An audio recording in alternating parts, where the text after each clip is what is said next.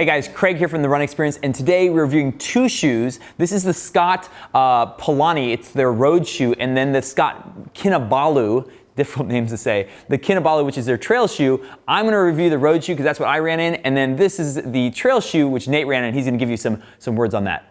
All right, let's talk construction of this shoe. This is a neutral pronation shoe, so it's meant for people who have a pretty neutral gait. What you'll find here is that this blown rubber, it's called aerofoam, that's what Scott calls it, is pretty stiff. Now the midsole of this shoe is all this aerofoam material. It has a pretty medium stack height from 19 to 14, so it's 19 millimeters here, 14 in the forefoot. It's a 5 millimeter drop. So it's not a zero drop shoe or anything close to that. It's a pretty moderate drop shoe. And then this outsole is also like a harder rubber, and the combination of aerofoam plus this harder outsole means that this shoe has a lot of lateral stiffness. Combined with the upper, which also has some stiffness built into the heel. You'll notice here that in other shoes you can kind of push into the heel. This is like a much stiffer heel. And the tongue is also something to note. It's kind of like a rubbery, I would kind of say almost neoprene material. It just makes it a much different feeling shoe than some of the other stuff that we've been trying out. And that is kind of the build of this shoe. Both the trail shoe and the road shoe are built similarly. All right, let's talk likes and dislikes. I'm gonna be brutally honest here. I overall really did not like this shoe.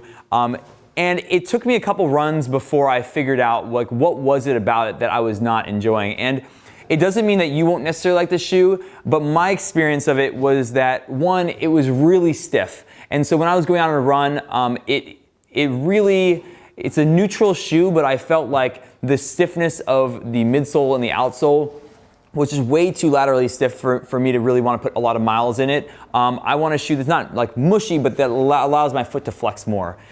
Finally, the main thing was the fit across the forefoot.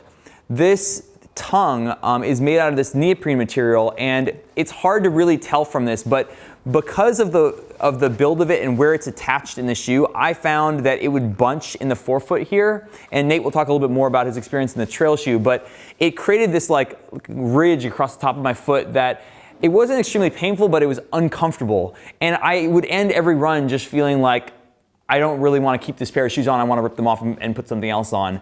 And the fit of shoes is a very, very personal thing. There are people, I know for sure you're watching this and you're gonna be like, I love this shoe. I've tried it out. I've worn it in all my training runs and I love it. And it's gonna be true for some people. My experience of it compared to a lot of the other shoes that we're reviewing was that the stiffness combined with that fit really did not make for a shoe that I wanted to have on for very long. Let's talk about price. This shoe comes in at $140, which is quite expensive when it comes to a training shoe, especially for a racing shoe, which, if you're putting in your quiver of shoes, your racing shoes, it's one of many. $140 is really a high price point, I think, and combined with the fact that I didn't have a great experience, really does not make this a buy for me. Hey guys, Nate here to talk about the Kinabalu trail version of the Scott shoe, and I'm going to go into the construction a little bit. I'm not going to go too far because there are a lot of similarities with what Craig just discussed in the road, including this EVA middle and some of the additions though are actually that this thing has like a rock plate in it just to add a little bit more protection for the trail.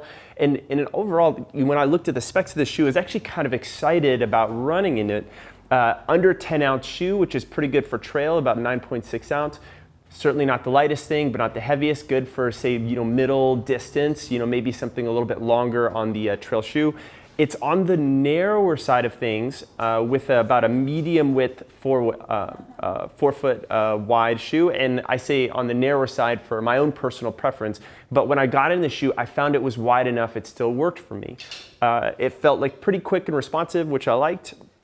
In terms of the grip of the shoe on the trail, I have about a 7.5 mile run that I test all my trail shoes on. It's got a nice combination of some fire roads, some single track, going over loose gravel, going over roots and rocks and hard rock. So I kind of get to expose and see it all. And I thought it did a pretty good job of gripping through those dry conditions. It even had an extra lace lock here or a little extra eye hole here so that I could get that lace lock in if I wanted to, which I was very happy with. So initial impressions of the shoe were fine. In this next section, I'm going to talk about what are some of the issues that went wrong with me and why I only did one run in this shoe. So one of the things that really threw me off with this shoe was Some of the aspects that got me really excited about it, one was this tongue that was supposed to be a little flatter and supposed to not bother your feet at all. And there are actually supposed to be some seams that were, in essence seamless. They sort of overlap, so you didn't really have too many irritants. Well, potentially in their effort to add a little bit of stability in this shoe by adding this band, what kind of got added in was actually this ridge that wasn't very seamless at all. And even though I was wearing a nice pair of wool socks that I wear in pretty much all my runs, I came out of this run and I basically had the top aspect of my toes rubbed off pretty much clean, and I got some pretty gnarly blisters on the top of my toes. I've never experienced that in my life, people. That was crazy. And I'm not someone who normally gets a lot of blisters in general, so I was very surprised about that. So unfortunately for Scott, this was a situation where I was not wanting to run in this shoe again and move on to other things. So there were some aspects where I could see where they're going with this, but in terms of that was a really much of a no-sell for me. Just one more thing just on the price for this shoe. This shoe is priced at $140. If I'm paying $140 for a shoe, it better fit perfectly for me. Every aspect I better really love and enjoy for me to make that investment. As I said, I did not have that experience. So for me, this is really a no-go.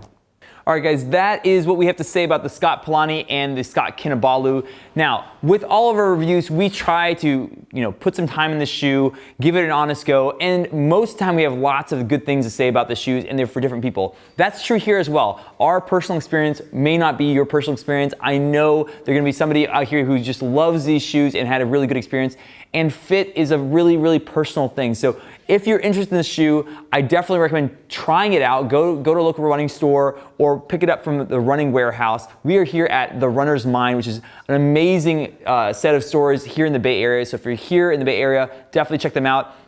If you're online, you can get these at the Running Warehouse and you can try them out. And if you don't like them, you can always send them back. But all of our reviews are unbiased. We don't get paid by these companies. And so we want to give you an honest go at what we thought of this shoe. And in this particular case, Nate and I both had experiences that were not particularly positive. But we'd love to hear from you. If you are from Scott, we'd love to tell us more about the shoe and what maybe perhaps we're doing wrong or how we should be using it. Let us know. And of course, guys, if you like this video, if you found it helpful, hit the like button. Let me know. If you have any questions or anything else about the shoe, let us know in the comments because we always respond back. And of course, at the Run Experience, we have videos coming at you each and every week around training, around reviews, gear, everything you need to know about running. So we will see you in the next video, and make sure to subscribe. See ya.